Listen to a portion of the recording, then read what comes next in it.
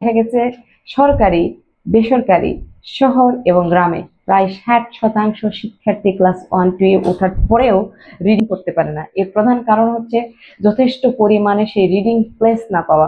বইয়ের মধ্যে ছবির পরিমাণ বেশি, রিডিং এর স্পেস কম। তাই আসসালামু আলাইকুম, আশা করি সকলেই ভালো আছেন এবং সকল ক্ষুদে শিক্ষার্থীবৃন্দু ভালো আছে। আপনারা সকলেই জানেন যে অলরেডি আমি একটা সিরিজ করতেছি যেখানে বাচ্চাদের জন্য ছোট ছোট দৈনন্দিন জীবনের যে দৈনন্দিনের কথাবার্তা সেগুলো কিভাবে ইংরেজি বাক্যে বলতে পারে আমরা সেটা ওখানে দেখছি, যেখানে আমাদের মোট 100টি পর্ব করার কথা আছে। এবং পাশাপাশি যেহেতু আমরা শিখছি সেন্টেন্স মেকিং করার, তো সেন্টেন্স মেক করতে গেলে অবশ্যই আমাদেরকে ওয়ার্ড জানতে হবে যথেষ্ট পরিমাণে। আমাদের মধ্যে সেই শব্দার্থ থাকতে হবে, শব্দগুলো থাকতে হবে, শব্দে সমৃদ্ধ হতে হবে আমাদেরকে। তো শেখার সেই জায়গা থেকে, এবং আমরা শুধু বাক্য বলতেই পারবো এতটুকু বুঝতে সীমাবদ্ধ থাকবো না, আমরা যেন সুন্দর রিডিং করতে পারি, সুন্দর করে প্রনাউন্সিয়েশন করতে পারি, সুন্দর করে সবগুলো শব্দের মানে আমরা ধীরে ধীরে বুঝতে পারি।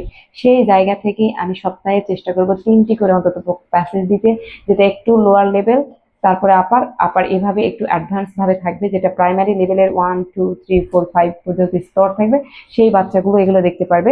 শুনতে আপনাদের কাছে হাস্যকর মনে হতে পারে যে এইরকম একটা ক্লাস নাকি আমাকে বসে থেকে দেখতে হবে, কিন্তু আসলেই অনেক উপকৃত হবেন যদি দেখতে থাকেন। কারণ প্রত্যেকদিন আমরা গল্পে গল্পে লেসন দেখবো, আমরা গল্প শুনবো আগে, সেই গল্প থেকে শব্দগুলোকে আমরা মনে রাখার চেষ্টা করবো।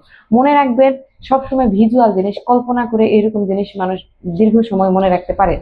তো আমাদের সন্তানেরা যেন ভালো রিডিং করতে পারে, বেশি শব্দ তাদের ভিতরে তৈরি হয় আস্তে আস্তে বড় হতে হতে, সেই উদ্দেশ্য থেকে এই প্যাসেজ রিডিং গুলো বানানো হচ্ছে।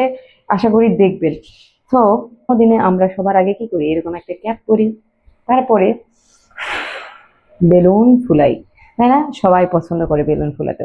তো আজকের গল্পটাও হচ্ছে আমাদের বেলুন নিয়ে। হ্যাঁ, আমরা বেলুন নিয়ে গল্প বলবো, যে আমার মাই রেড বেলুন, আমার একটি লাল বেলুন, আমার লাল বেলুন নিয়ে গল্প বলবো। তো লাল বেলুনে কি হয়েছে আমরা একটু আগে শোনার চেষ্টা করি। I have a red balloon. আমরা কিন্তু হ্যাভ পড়ছি, দেখেন এটা কত রিলেটেবল মনে হবে। I have a red balloon, আমার কাছে একটি লাল বেলুন আছে। ইট ইজ ভেরি লাইট, এটি খুবই হালকা, অ্যান্ড এবং সফট, খুবই নরম, মোলায়েম, মসৃণ।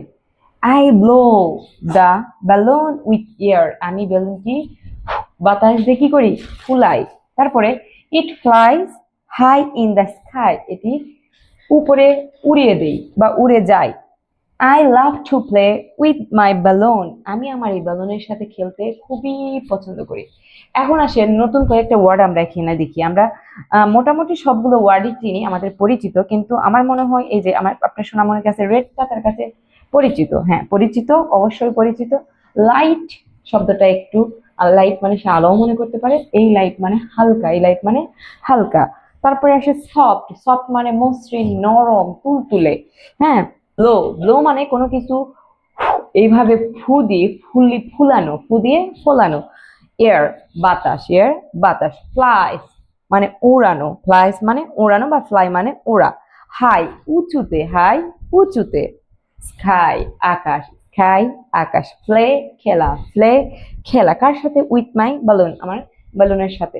আশা করি এইভাবে যদি আপনারা রিডিং পড়াতে থাকেন একসময় অনেক ভালো করবে।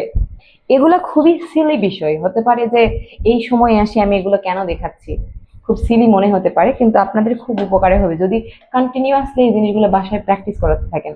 তাহলে মুখের জড়তা কাটবে, উচ্চারণ সুন্দর হবে, কানে শোনার শ্রবণতা বাড়বে, ভোকাবুলারি বাড়বে।